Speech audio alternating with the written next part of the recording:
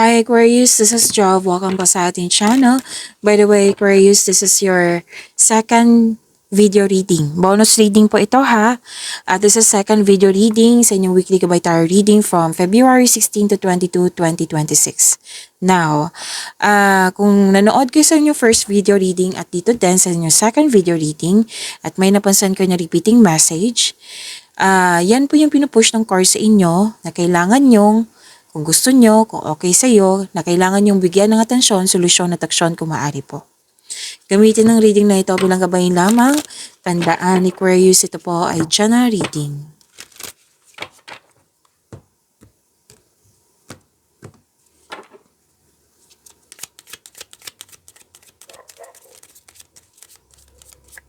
Angel number para kay Aquarius. Angel number 3.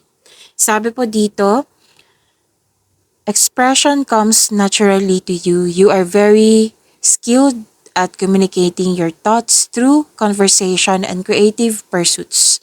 You are able to get others on board with your ideas. To attract more blessings, let us say the power of affirmation.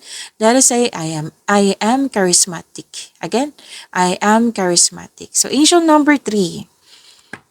Napansin din nila na may improvement sa iyong communication skills. At nang dahil sa communication na ito, pwedeng brainstorming to, nagkakaroon ka ng ideas, nag-gather ka ng factual information, lalo na yung ideas. Okay, so that is angel number. This is angel number 3.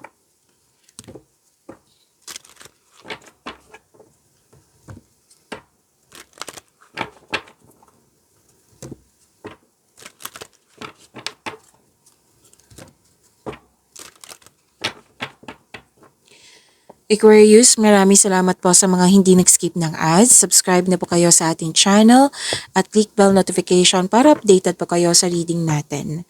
Para sa mga gusto magpa-reading po, comment po kayo ng personal reading and check my reply sa comment section.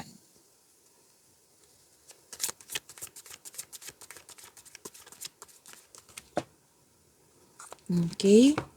Kunin natin yung nauna. Wow.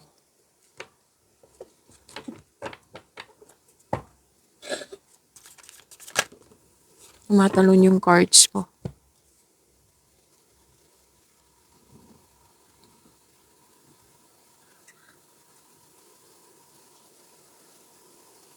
Energy, Aquarius, sabi po dito, nagkaroon ng abundance, nagkaroon ng satisfaction. Natapos mo yung mga gawain na very satisfied ka. Kung ginagawa mo pa yung mga gawain dyan, proyekto ba to, kung ano man yan, malapit mo na yung matapos. Okay, may completion kasi yung sinasabi dito. Thankful ka sa mga biyayang natanggap. You have overflowing abundance, successful, sobrang satisfied. Yes, sabi ng card na this card ask you to relax, mag-enjoy. Oo. And share your good fortune to others and your generosity will always flow back to you. At may sabi din dito na parati itong lumalabas sa iyo, Aquarius, na may ma-attract kang isang tao na very successful sa buhay. Sa mga single dyan, pwede din na itong taong ito makatulong sa iyo. Sa love and romance ba, sa career and money, personal life. Love and happiness overflow, sobrang satisfied nga. So, deserve niyong mag-relax at mag-enjoy.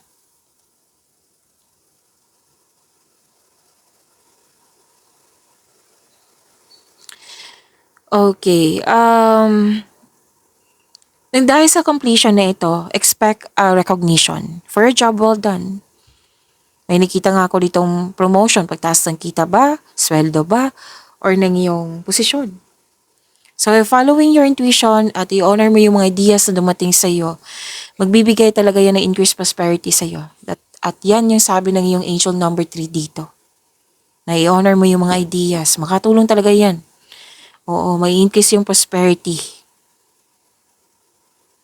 So this card tells us na magkakaroon ng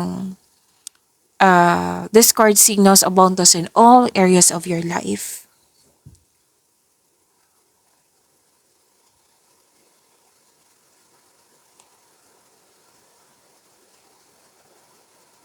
Magkakaroon ng growth, kaya habaan ng pasensya. Nakikita ko dito gumagawa ka ng plano, malalim mo iniisip. Malapit mo nang mabot yung goal mo sa buhay, parating ng resulta sa inyong sipag at siya, magka-harvest mo kayo. Tapos kung sa relasyon to, sa buhay pag-ibig, wag po daw kayo magmadali.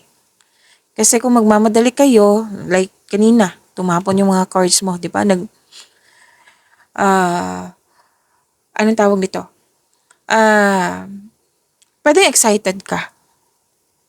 Oo, basta nagmamadali. So, wag kayo magmadali. Enjoy mo yung moment nyo. At habaan ng pasensya. Okay?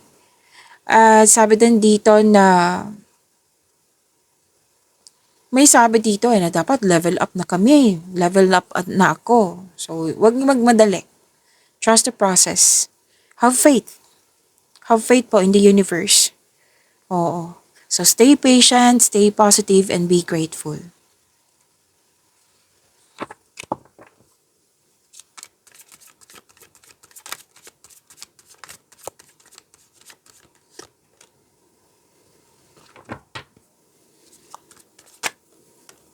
Andito po si Angel of Dreams.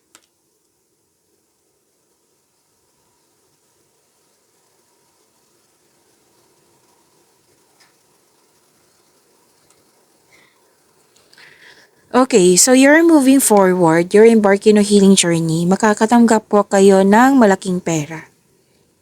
Yes, makakatanggap kayo ng malaking pera. May plano kayong mag-change career or babaguhin mo lang dyan yung proseso para mas maging magaan, para mas maging madali, para mas maging maayos. Oo.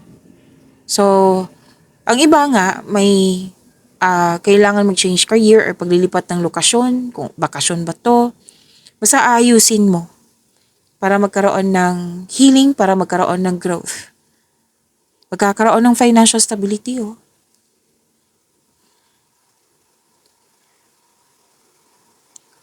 Okay, to attract more blessings, let us say the power of affirmation. Let us say, kasi nandito po si Angel of Dreams. Let us say, pinahalagan ko kung ano ang sinasabi sa akin ng aking intuition at kumonekta sa akin sarili at nakikinig sa aking sarili. Yan. Malakas ang iyong intuition. Maaaring may malalaman kang mga hindi totoo dyan. Yan. So, makinig sa inyong intuition kung pwede po.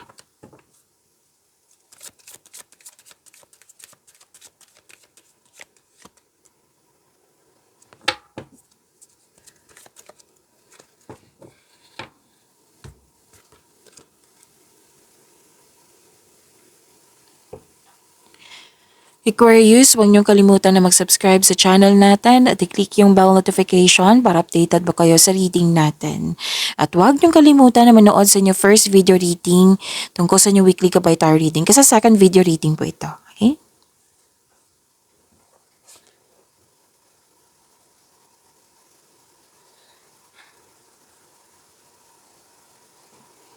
May parating na love or romance para sa mga single, which is sinabi din dito kanina. Para sa mga marelasyon sa buhay mag-asawa, may ilang couple dito na nagpaplano mag-level up sa inyong relasyon. Like project, pwedeng paghahanda sa pagsasama, pwede din na magkasal na kayo. So may ilang couple din dito na kontento na sa inyong pagmamahalan.